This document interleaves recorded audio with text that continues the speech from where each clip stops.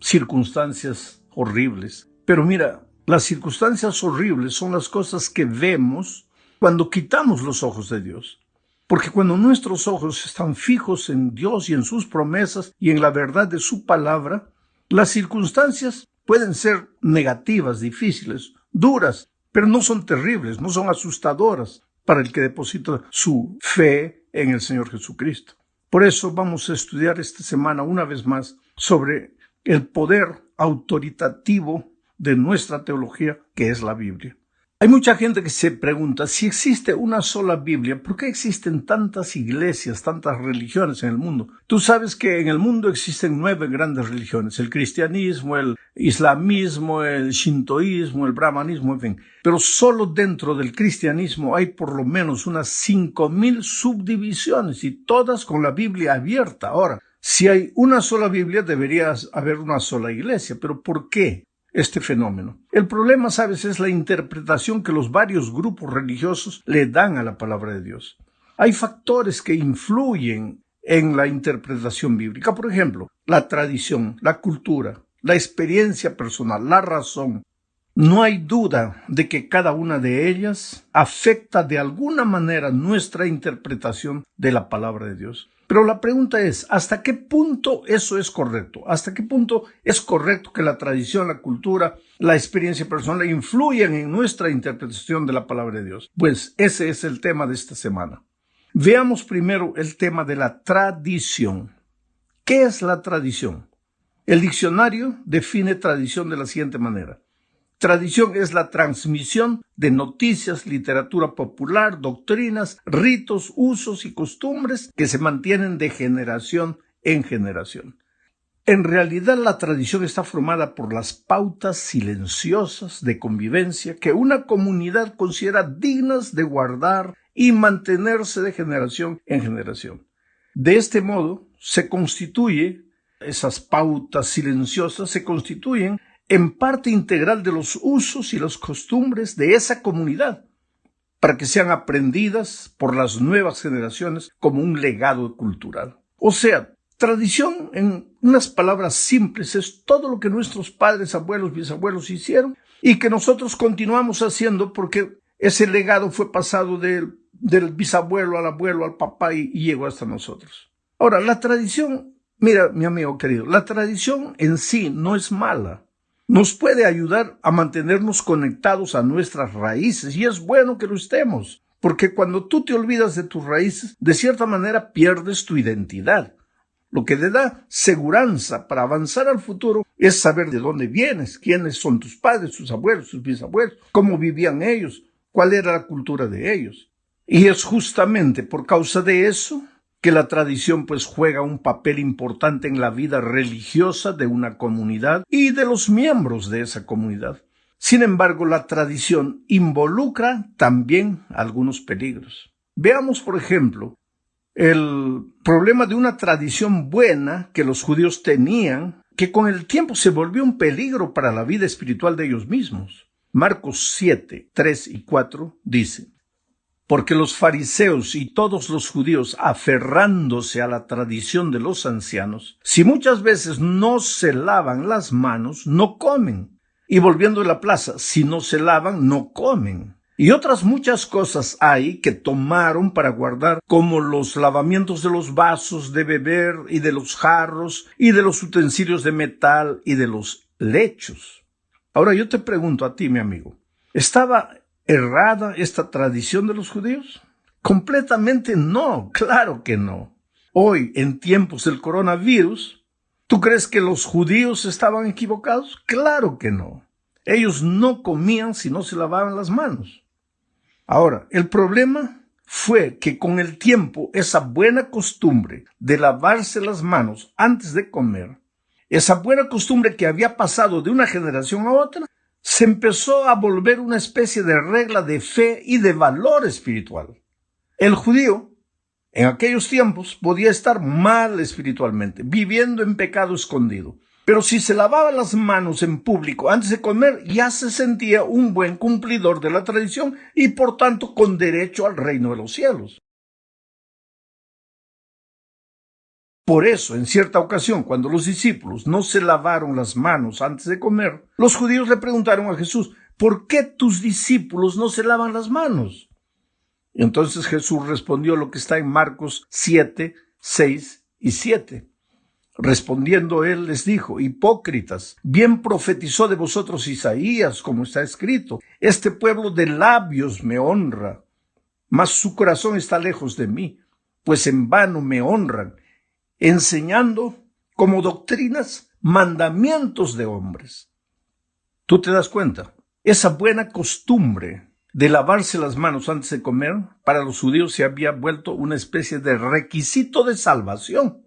Ahora, no hay nada de malo en lavarse las manos, hay que hacerlo. Es higiénico, es por tu salud, pero de ahí a pensar que si no te lavas las manos te vas a perder y no tienes derecho a la salvación, hay kilómetros y kilómetros de distancia. El problema en la tradición en los tiempos de los judíos fue que tomaron las costumbres buenas y las hicieron regla de fe. Y este es el peligro que puede suceder con nosotros hoy. Ahora, lo más triste de todo es que la tradición tiende a aumentar con el tiempo, va acumulando cada vez más detalles a los aspectos que originalmente formaban una costumbre original. De generación en generación van aumentando detalles y entonces van deformando la buena tradición.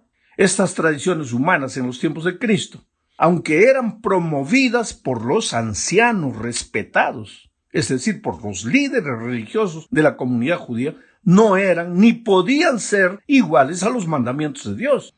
Pero esas tradiciones humanas de los judíos, a la larga, llegaron a un punto en el que, como dijo Jesús, invalidaron la palabra de Dios. Ahora viene una pregunta interesante. ¿Cómo distinguimos nosotros entre la palabra de Dios y la tradición humana? ¿Por qué es tan importante que hagamos esta distinción?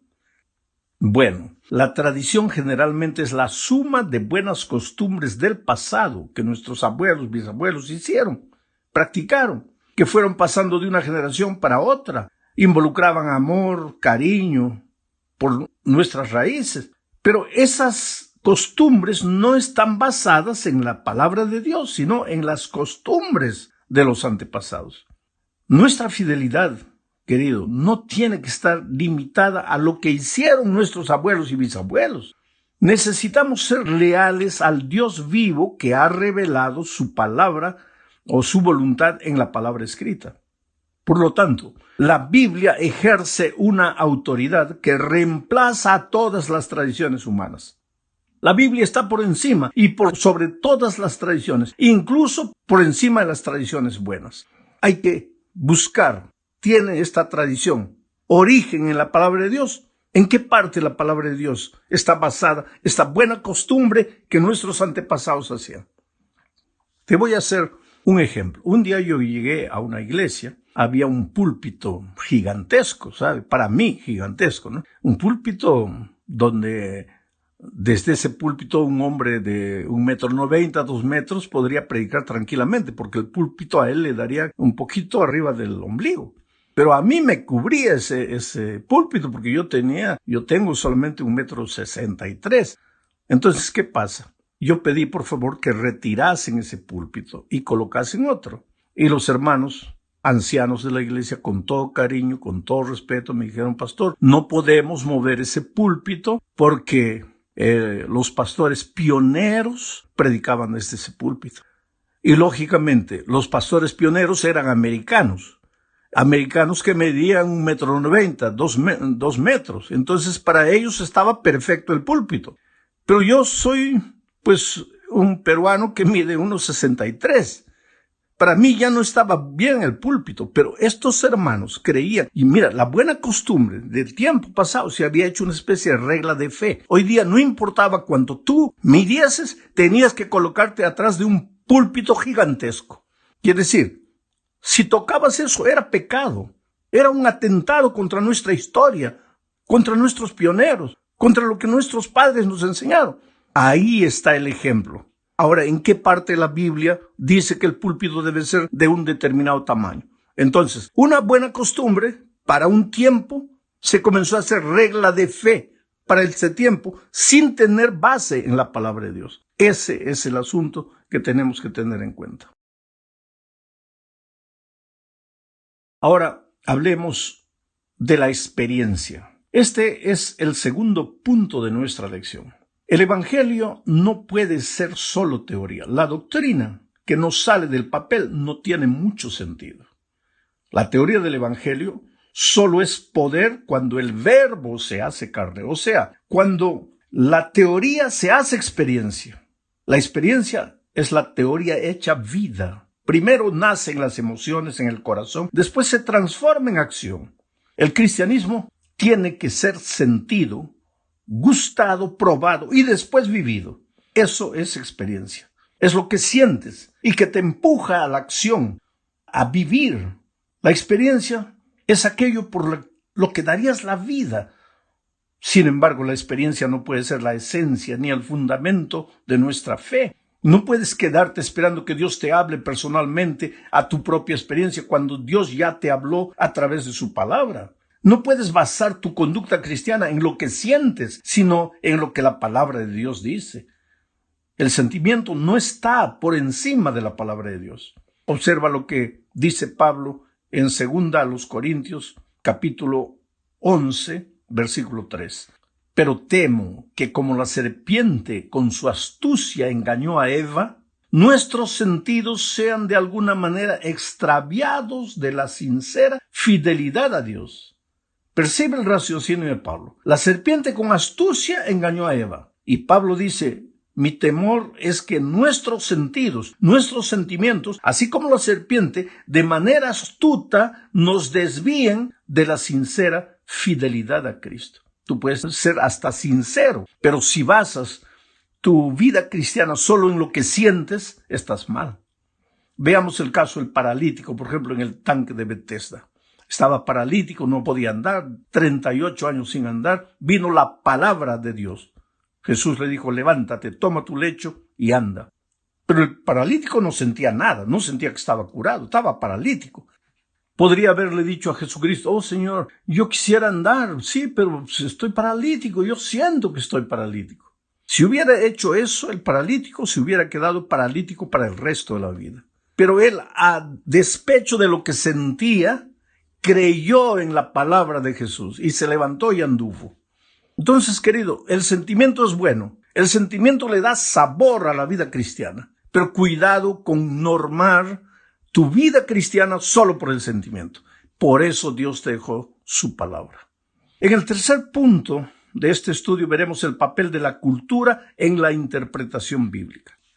Es innegable el poder y la fuerza de la cultura en nuestro comportamiento. El drama que vivimos hoy es el hecho de que vivimos 6 días de la semana sumergidos en la cultura que nos rodea y algunas pocas horas el sábado en la iglesia, donde recibimos las enseñanzas bíblicas. Y esas enseñanzas bíblicas no siempre apoyan lo que la cultura enseña. Entran hasta en contradicción. Y ahí tú te quedas entre la cultura y la palabra de Dios. ¿A quién sigues? ¿A la cultura o a la Biblia? El resultado de todo esto es lo que estamos llamando hoy de secularismo. El cristianismo secular intenta infiltrar en las iglesias las enseñanzas de la cultura en detrimento de las enseñanzas divinas. El otro día, por ejemplo, un anciano de iglesia, delante de la intransigencia de algunos hermanos, querían hacer de la iglesia una especie de sindicato. Me preguntó, pastor, ¿en todos los lugares es como aquí? Mi respuesta es, depende, querido. ¿Depende de qué? De la cultura. Tú sabes que el espíritu sindicalista está presente en todos los lugares, en todos los países, bajo diferentes ropajes. Y es lógico que esos mismos hermanos que participan de sindicatos, de agremiaciones de reivindicación durante 6 días, vienen a la iglesia y quieren que la iglesia también funcione como un sindicato. La palabra de Dios no tiene mucho valor para ellos. Lo que importa es, entre comillas, el mundo está cambiando y ¿por qué nosotros también no cambiamos? Quiere decir, si la cultura cambia, que la palabra de Dios también cambie. No es así. Yo podría dar otro ejemplo, pero no lo voy a hacer. Podría hablar sobre el homosexualismo, por ejemplo. En cierto país, alguien dijo, pastor, el homosexualismo en este país antes era prohibido. Hoy es aceptable. Pero si vamos así, dentro de poco será obligatorio. ¿Tú te das cuenta? La cultura cambió. Entonces nosotros también tenemos que cambiar. No, pues querido, la palabra de Dios es palabra de Dios eterna. Sus valores no cambian. ¿Cuál es el consejo de Cristo? Mira lo que Él dijo en su oración intercesora, Juan 17, 14 al 16. Él oró a Dios diciéndole, yo les he dado tu palabra. ¿A quién? A los discípulos. Y el mundo los aborreció. Quiere decir que si tú quieres respetar los principios de la palabra de Dios, el mundo te va a aborrecer. Y el mundo los aborreció porque no son del mundo, como tampoco yo soy del mundo. No te ruego que los quites del mundo, sino que los guardes del mal. No son del mundo, como tampoco yo soy del mundo. Oh, querido, nosotros vivimos en este mundo, pero no somos de este mundo. Vivimos sumergidos en la cultura de este mundo, pero no podemos contagiarnos de la cultura de este mundo. Hay muchas cosas buenísimas en la cultura, pero también hay mucho veneno infiltrado, y tú tienes que tener la luz de la palabra de Dios para no dejarte arrastrar por la cultura. No podemos aislarnos del mundo. Tenemos que cumplir una misión en este mundo. Pero mira lo que la sierva de Dios escribió en Consejos para Mayordomía, página 306. Los seguidores de Cristo han de estar separados del mundo en sus principios e intereses, pero no deben aislarse del mundo. El Salvador trataba constantemente con los hombres, no para alentarlos en alguna cosa que no estuviese de acuerdo con la voluntad de Dios, sino para elevarlos y ennoblecerlos. Si tú vas a una rueda de amigos, que sea para que tu influencia los lleve a Cristo y no para que la influencia de ellos te sumerja a ti en una cultura que no tiene Dios y que no respeta a Dios. Vamos al cuarto punto, se nos está yendo el tiempo. El papel de la razón y la interpretación bíblica. Leamos 2 Corintios capítulo 10, versículo 5. Derribando argumentos y toda altivez que se levanta contra el conocimiento de Dios y llevando cautivo todo pensamiento a la obediencia a Cristo. Pablo aquí enfatiza la razón, el pensamiento. Dios nos ha dado la capacidad de pensar, querido, nos ha dado la capacidad de razonar. Cada actividad humana, cada argumento teológico supone nuestra capacidad de pensar y sacar conclusiones. Nosotros no respaldamos como iglesia una fe irracional. Sin embargo, a partir de la Revolución Francesa, la humanidad cambió. La razón humana asumió un papel nuevo y dominante en la humanidad. En la Francia del siglo XVIII, un grupo extremista propuso abolir el culto a Dios y sustituirlo por el culto a la razón. Se llegó a celebrar un culto a la razón en la Catedral de Notre Dame, en París, en la cual una hermosa actriz desempeñó el papel de la diosa razón. La historia nos cuenta también que Francia desató una guerra terrible con el fin de destruir al pueblo de Dios y a su palabra.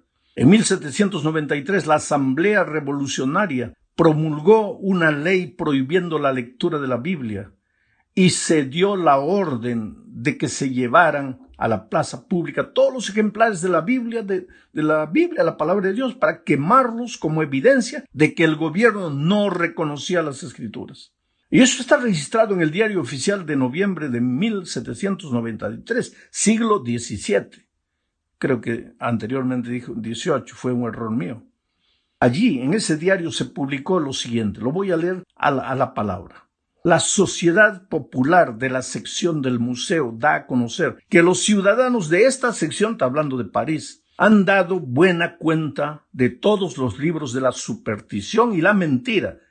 El Antiguo y el Nuevo Testamento han expiado en una gran hoguera las insensateces que indujeron a cometer a la especie humana. Mira el atrevimiento, la razón contra la palabra de Dios.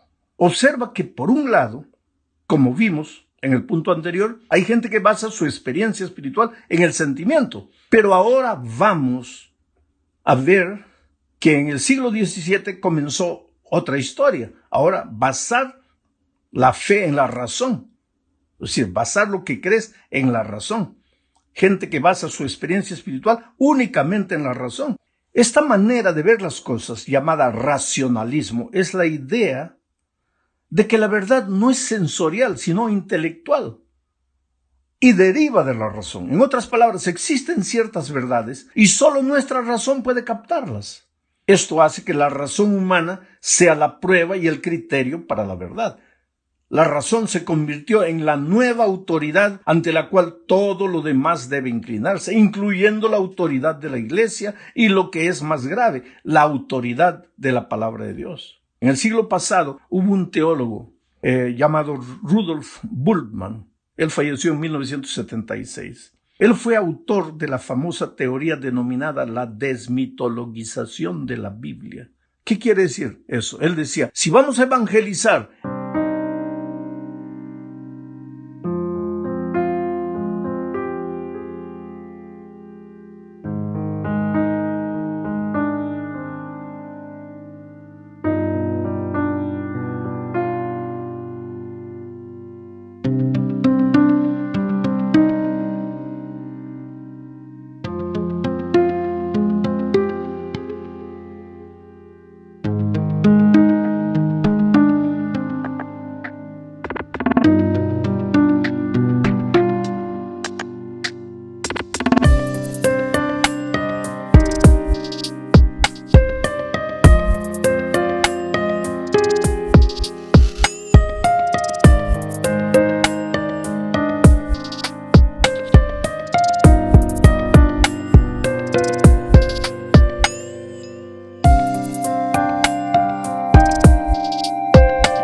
en esta cultura del raciocinio, a las personas tenemos que sacar de la Biblia todo lo que va contra la razón, todo lo que parece mito, todo lo que parece historia para niños, los milagros, que Moisés abrió el mar rojo, que Jesús anduvo por encima del agua. No, hay que sacar eso, porque con eso, ¿cómo vamos a evangelizar a gente que es culta, que es intelectual, que raciocina? Y mira que este era un teólogo. Ahora, queridos, si nosotros le sacamos a la Biblia todo lo que no entra en la razón, pues no te va a quedar nada. Porque la Biblia no es un libro solo para raciocinar. Es un libro para creer, para tener fe, para ejercitar la fe. No la fe en los hombres, no la fe en conceptos humanos, sino la fe en un Dios todopoderoso que nunca falla.